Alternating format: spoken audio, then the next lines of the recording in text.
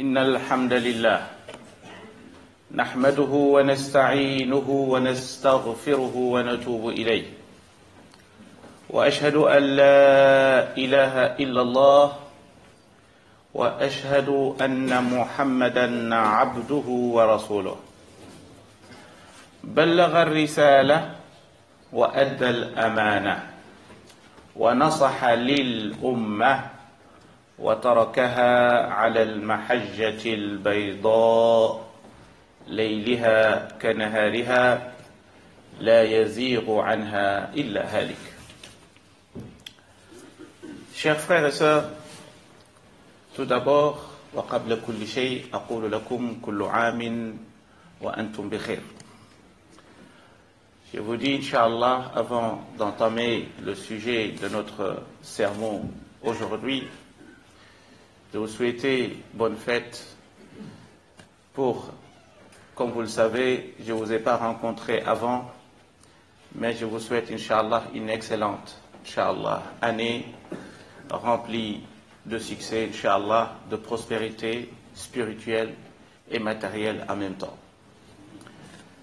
Alors, aujourd'hui, comme vous le savez, les jours passent, les années passent, les événements se succèdent. Les événements se succèdent. Alors, comme vous le savez, dans un mois, 2 mois, Inch'Allah, il y aura un autre événement qui est un événement grandiose. C'est le pèlerinage, c'est le Hajj. Alors, il est important de parler pas seulement du rituel, mais de parler du sens et la signification spirituelle du pèlerinage. Ce qui pourrait inciter certaines personnes qui n'avaient pas décidé d'y aller, et il se peut, Wallahu ta'ala a'lam wa huwa al-qadiru ala kulli shay, qu'Allah fasse que cette personne décide d'y aller, parce que ce qu'on va expliquer, Inch'Allah, autour du pèlerinage, je ne vais pas dire qu'on ne l'a jamais dit, c'est une prétention, mais c'est ce qui est rare de l'entendre, surtout lorsqu'on parle du pèlerinage. La première chose, c'est le Hajj, le mot Hajj. Le mot Hajj signifie quoi? Le mot Hajj, généralement, surtout dans les communautés maghrébines jusqu'à l'Afrique subsaharienne, l'Afrique de l'Ouest, lorsque quelqu'un vient du Hajj, on l'appelle Hajj. On est d'accord là-dessus? Et donc, et normalement, lui, il n'est plus Hajj. Il est Hajj à partir du moment où il est en train d'accomplir le pèlerinage. C'est à ce moment-là qu'on l'appelle Hajj. Ou à partir du moment qu'il prend la direction de la Mecque, parce que Hajj signifie se tourner et se diriger vers la Mecque. Et donc c'est à partir du moment que tu es encore de retour à Bruxelles ou ailleurs, tu n'es plus Hajj. Alors même à l'époque du prophète sallallahu alayhi wa sallam et les pieux prédécesseurs, on n'appelait pas les gens qui venaient Hajj. C'est une invention. C'est une invention de la dernière génération ou des dernières générations. Mais c'est seulement à partir du moment qu'on effectue le Hajj, où on est sur le point de partir, on est sur le chemin, c'est à ce moment-là qu'on appelle la personne Hajj. Donc Hajj, ceci signifie se diriger. Alors on se dirige où? On se dirige à la Mecque, et particulièrement, c'est ce qu'on appelle Al-Haram. Al-Haram, c'est l'enceinte sacrée où se déroulent les rites du pèlerinage. Alors, pourquoi on se dirige là? Parce que, comme vous le savez, il y a la première maison que Allah subhanahu wa ta'ala a édifiée sur terre. Inna awwala baytin wudi'a lin-nasi lalladhi bi Bakkata mubarakan wa hudan lil-alamin. Et donc Allah subhanahu wa ta'ala nous dit, parce qu'il y a une maison qui est bénie. C'est pas n'importe quelle maison. Cette maison, Allah a déclaré officiellement qu'elle est bénie. Mubarak. Et c'est une guidance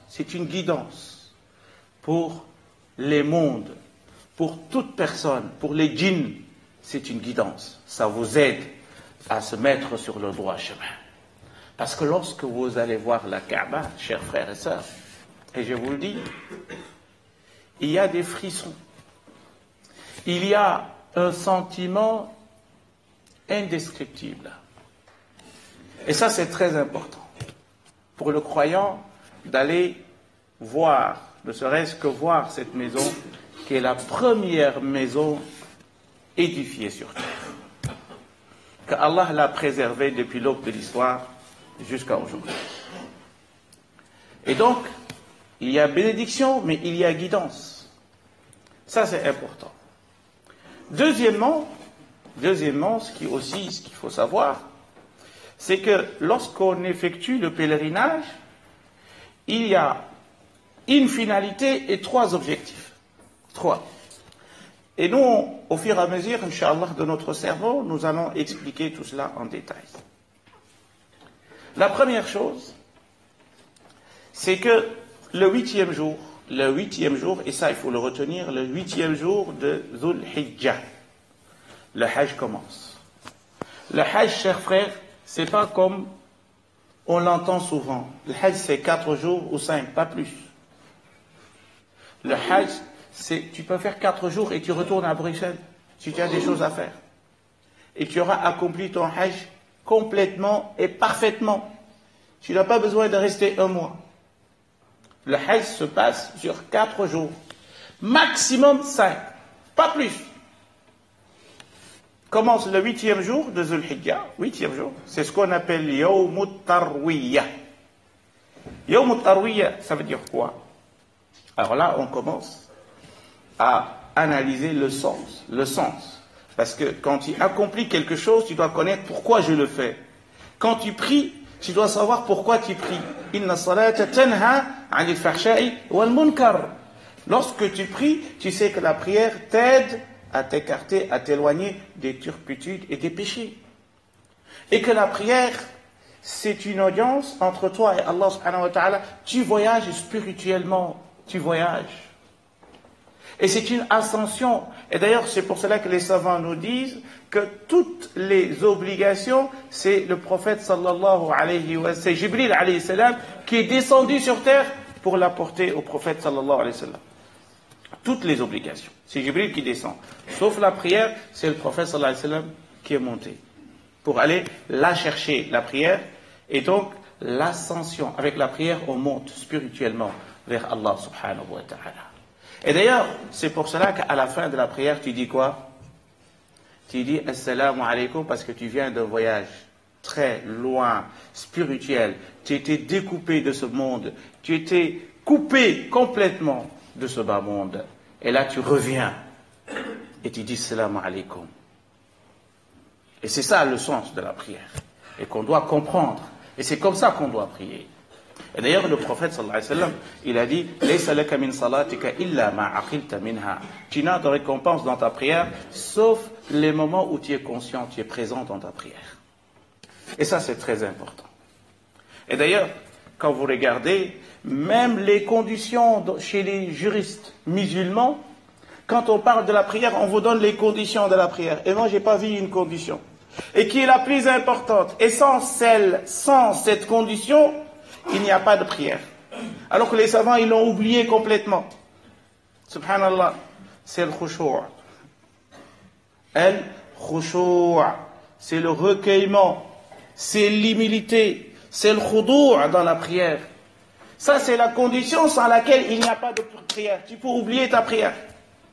Alladhina hum fi salatihim khashi'un. C'est ça, la prière. Alors que les savants, subhanallah, ils ont laissé tout ça de côté. Tu dois être debout, tu dois être assis bien, ton pied, tu dois le mettre là, tes jambes là, etc. Ils ont oublié l'essentiel. Alors que le Coran nous parle de l'essentiel. Khushu', l'humilité, le cœur. Et ça, c'est très important. Pareil pour la zakat te purifie. Purifie tes biens également. Khudh min amwalihim sadaqa. Et puis, il y a ce qu'on appelle le ramadan. Le ramadan, c'est pour se ressembler aux anges.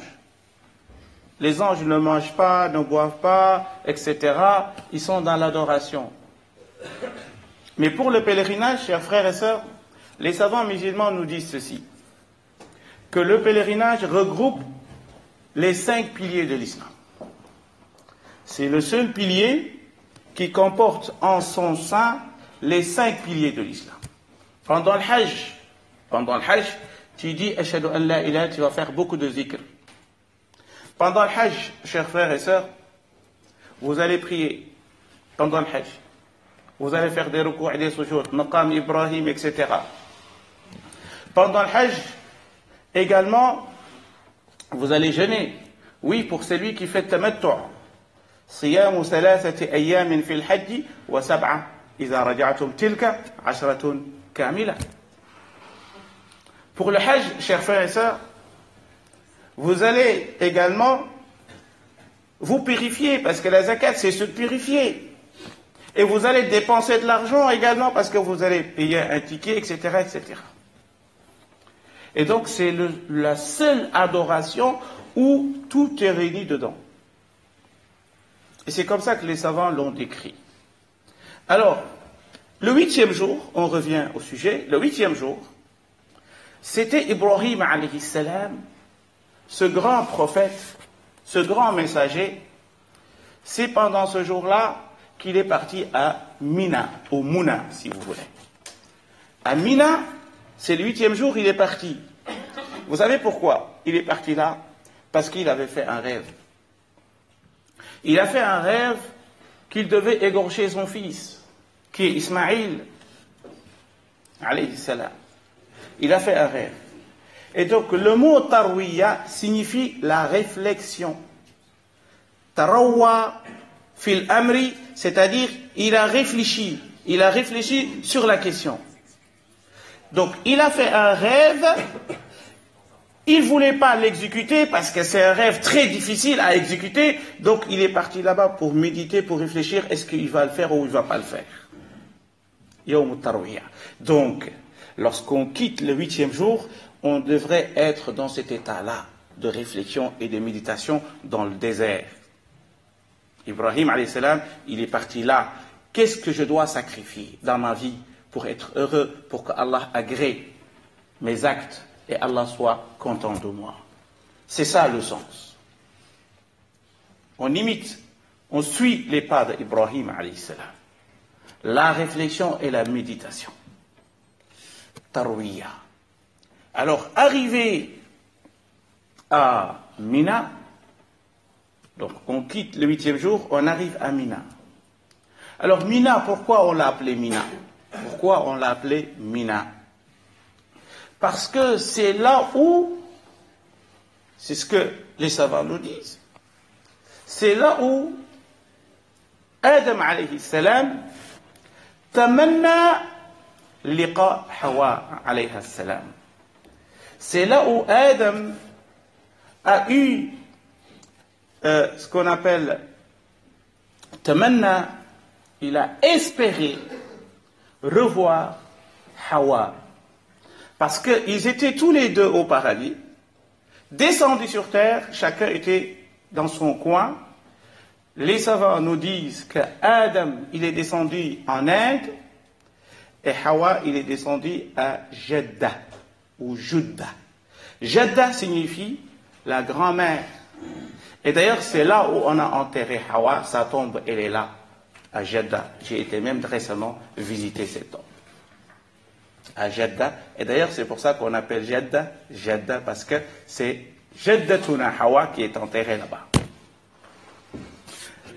Adam, il est descendu en Inde, sur une montagne qui s'appelle Noud, ou Noudun. C'est ce que nos savants nous disent dans les tafasirs. Ala kulli hal. Alors, lorsque Ibrahim alayhi salam, Adam, pardon, il avait cette nostalgie de revoir Hawa, c'était à Mina, Tamanna. Il a espéré, il a eu cette volonté de revoir celle qui était avec lui au paradis. D'autres savants nous disent parce que c'est là où Ibrahim devait égorger son fils. C'est un endroit pour faire couler le sang. Soit Ibrahim, il devait le faire, mais il ne l'a pas fait. D'ailleurs, c'est pour cela que nous, c'est à Mina, normalement, qu'on doit égorger le mouton pour l'Eid, pour le sacrifice. Ça, c'est le deuxième sens qu'on doit retenir. C'est quoi? C'est de retenir qu'on doit faire un sacrifice.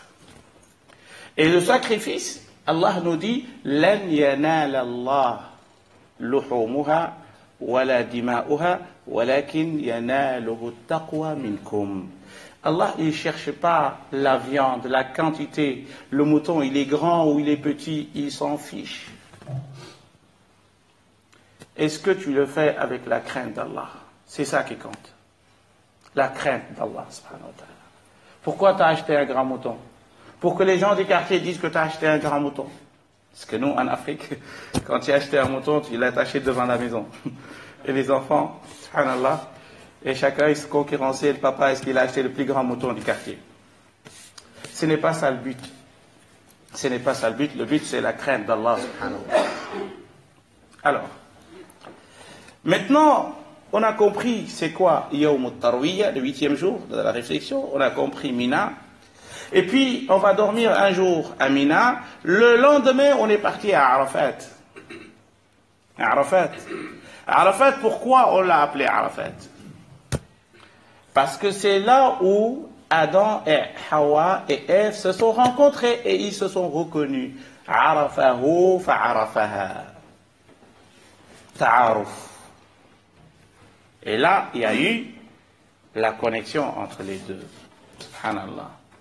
Ils étaient perdus tous les deux dans le désert, et là, ils se sont rencontrés à Arafat. Alors, Arafat, c'est un endroit extraordinaire. D'ailleurs, le prophète, sallallahu alayhi wa sallam, il nous dit « Al-Hajju Arafat ». Le pèlerinage, c'est Arafat. Ça veut dire quoi? Ça veut dire que c'est le pilier le plus important. Plus important même de faire des tours et des circumambulations autour de la Kaaba. Oui, rester à Arafat, ne serait-ce qu'une minute, c'est meilleur que tout ça. Parce qu'Arafat, chers frères et sœurs, nous rappelle un moment extraordinaire qui viendra. Nous rappelle le jour du jugement dernier. Tu dois te considérer que tu es déjà jugé avant de mourir, avant d'aller de l'autre côté.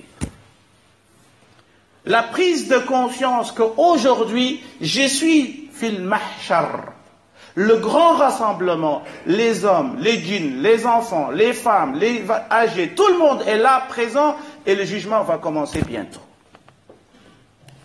Est-ce que mon sort sera positif ou négatif? Tu fais ton règlement de compte. Et ça, c'est ça l'importance d'arriver à Arafat. Et de faire la méditation et de faire beaucoup de dhikr, beaucoup d'évocations. Et là, tu comprends le sens, c'est quoi. Et que ça nous rappelle également Arafat, ce grand rassemblement, et lorsque le prophète sallallahu alayhi wa sallam racontait comment va se dérouler ce grand rassemblement, parce qu'on sera debout pendant 50 000 ans, le soleil va se rapprocher de notre tête d'un mille,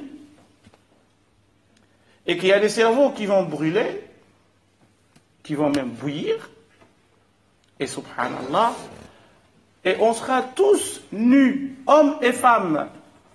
Et lorsque le prophète sallallahu alayhi wa sallam a dit ça, il y a son épouse, Aïcha radiallahu anha, qui lui dit, mais comment ça se fait? Les uns vont regarder les parties intimes des autres. Et là, le prophète sallallahu alayhi wa sallam lui dit, t'inquiète pas, chacun s'occupera de son sort, il n'aura pas le temps de regarder les parties intimes d'autrui. C'est un jour terrible. C'est un jour qui n'est pas facile.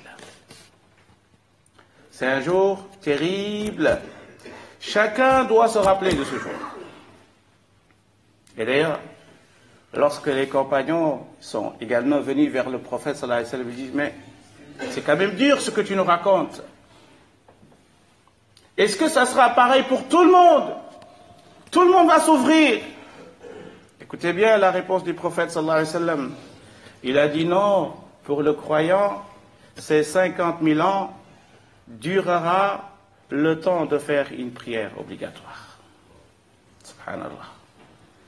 C'est-à-dire 2 ou 3 minutes, prière subh, 2 rak'at, pour le croyant sincère, positif, adorateur, il sera pour ce croyant-là 2 minutes.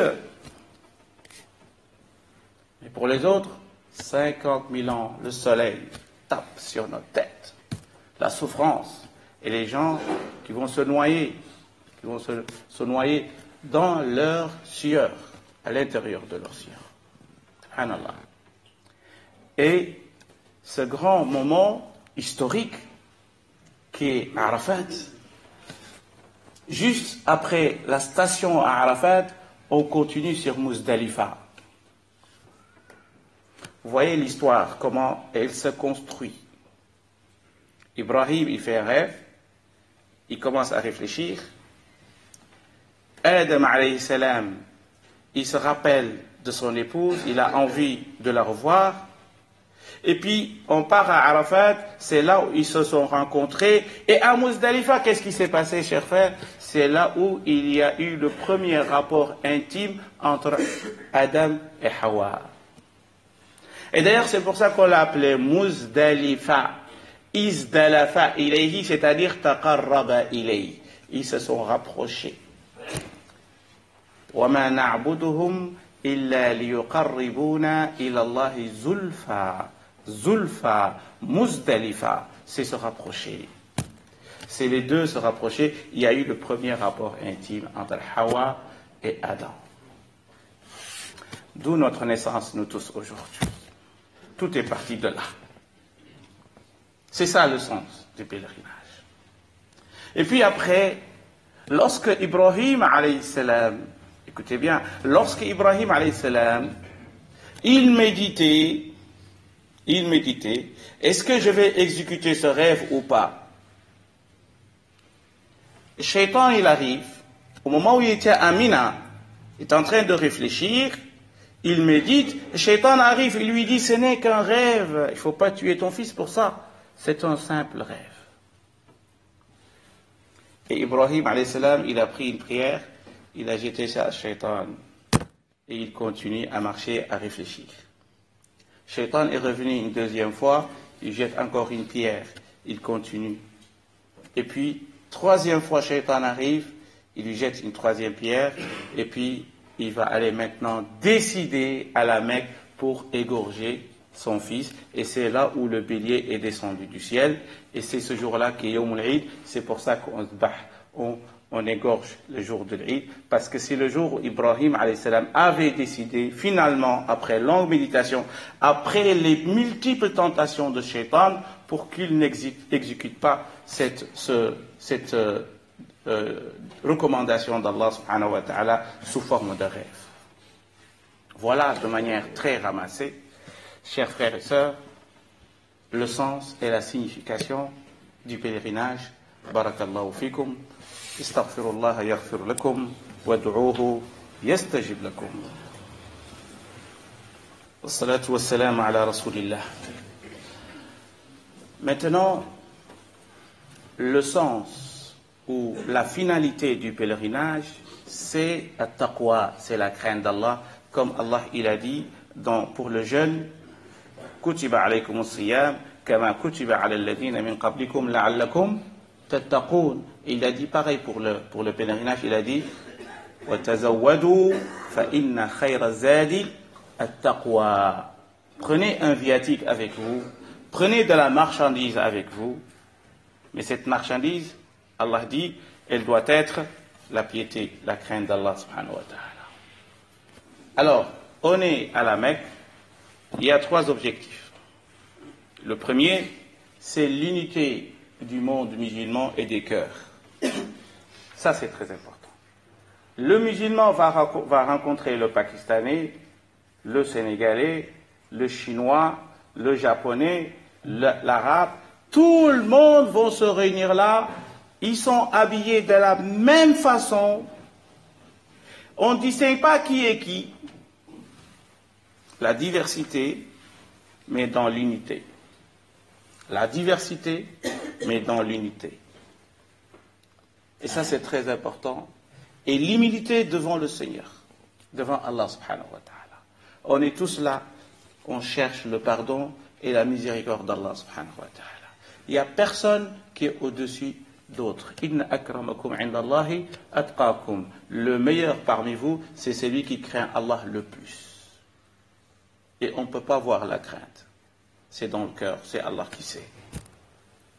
Et donc, ce grand rassemblement doit être aussi un moyen pour les musulmans, parce qu'Allah subhanahu wa ta'ala, il a dit liyashhadu manafi'a lahum. Manafi', c'est-à-dire que c'est un congrès, c'est une conférence internationale où les musulmans doivent décider sur le sort du monde musulman et ils doivent décider sur les problèmes et toutes les difficultés que rencontre la Ummah. C'est là où ça doit être décidé. Mais malheureusement, le Hajj est devenu maintenant commercial. Il est devenu maintenant quelque chose que l'on effectue pour retourner pour dire que j'y étais. Barakallahu fikum. اللهم اهدنا فيمن هديت وعافنا فيمن عافيت وتولنا فيمن توليت واصرف عنا شر ما قضيت إنك تقضي بالحق ولا يقضى عليك إنه لا يذل من وليت ولا يعز من عاديت تباركت ربنا وتعاليت ربنا آتنا في الدنيا حسنة وفي الآخرة حسنة وقنا عذاب النار ربنا لا